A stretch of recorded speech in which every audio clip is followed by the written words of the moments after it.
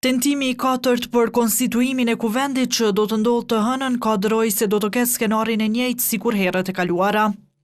Seanca e mbajtur të shtunën u bllokua sërish pas dështimit dy herë radhazi për ta zgjedhur kandidatën e propozuar nga lëvizja vetëvendosje, Albulena Haxhiu, kryetare të kuvendit. Sipas analistit Afrim Kasolli, bllokimi i konstituimit të kuvendit do të vazhdojë edhe më tutje. Jam pesimist që do të mund të zhbllokuar situata në kuvendin e Kosovës, do të vazhdoj kjo gjendje, do thotë ky institucion nuk do të mund të konstituohet në kuptimin e mirëfillt të fjalës, sepse nuk konsiderohet i konstituuar vetëm me verifikimin dhe me dhënien e betimit nga deputetët, mirë po kur zgjidhen të gjitha organet e tij, kryetari dhe kryesia, atëherë përfundon faza e konstituimit të plot të legjislativit.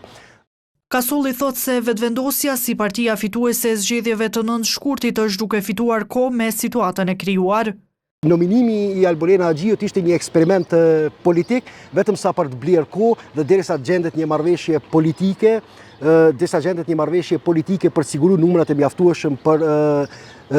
formimin e qeverisë që pashtu nevojitën gjatë e një numra ashtu sikurse për krye parlamentarin. Nëse partia Albin Kurtit vepron edhe të hënën, siç ka paralajmëruar për ta propozuar sërish Albulena Haxhiun për krye parlamentare, seanca sipas analistës tjetër Makbule Shkodra do të bllokohet sërish. Po besoj që kjo situatë nuk do të mund të shtyhet pafundësisht, ndoshta maksimumi edhe 2 herë, dhe patjetër që duhet të gjendet një mundësi që t'i drejtohen presidentës, e cila pastaj